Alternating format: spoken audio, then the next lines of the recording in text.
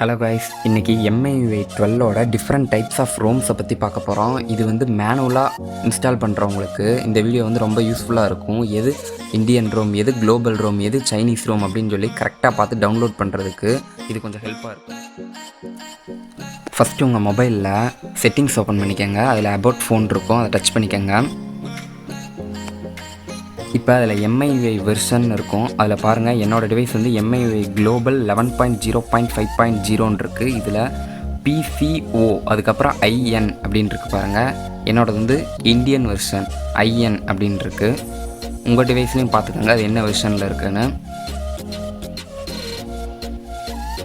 இப்போ வந்து நான் உங்களுக்கு ஒரு லிஸ்ட் கொடுக்குறேன். இதில் இருக்கிறதுல எந்தெந்த ரோம்ஸ் வந்து எந்தெந்த ரிஜியன் சேர்ந்தது அப்படிங்கிறது வந்து உங்களுக்கு டீட்டெயிலாக தெரியும்.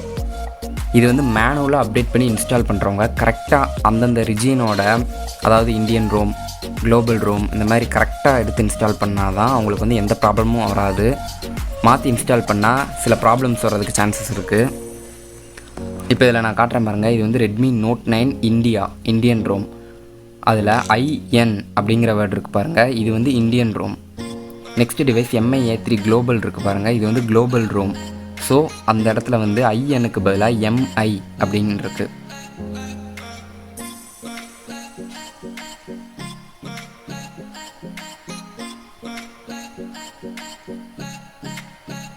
Next MI2 global. ஸோ அந்த இடத்துல MI அப்படின்னு இருக்குது. இதே POCO F2 இந்தியாவுக்கு பாருங்கள், அந்த இடத்துல சேம் IN இருக்குது. இதே சைனா ரோமாக இருந்தால் கீழே பாருங்கள், Redmi 9A சைனா, அந்த இடத்துல CN அப்படிங்கிற ஒரு கோட் வேர்ட் கொடுத்துருக்காங்க. இதே ஈரோப் ரோமாக இருந்துச்சுன்னா EU அப்படின்னு கொடுத்துருப்பாங்க. ரஷ்யன் ரோமாக இருந்தால் RU அப்படின்னு கொடுத்துருப்பாங்க. நீங்கள் கரெக்டாக உங்களோட வேர்ஷன் எந்த உங்கள் டிவைஸில் வந்து இருக்கோ அதை பார்த்து அந்த ரோமை டவுன்லோட் பண்ணி மேனுவலாக இன்ஸ்டால் பண்ணுங்கள். மேனுவலாக இன்ஸ்டால் பண்ணுறதுக்கு ஒரு வீடியோ போட்டிருக்கேன். அதை இன்னும் பார்க்கலைன்னா ஐ பட்டனில் கொடுக்குறேன், போய் பாருங்கள். Okay guys, thank you for watching this video. Doubts இருந்தால் கமெண்ட்ஸில் கேளுங்க.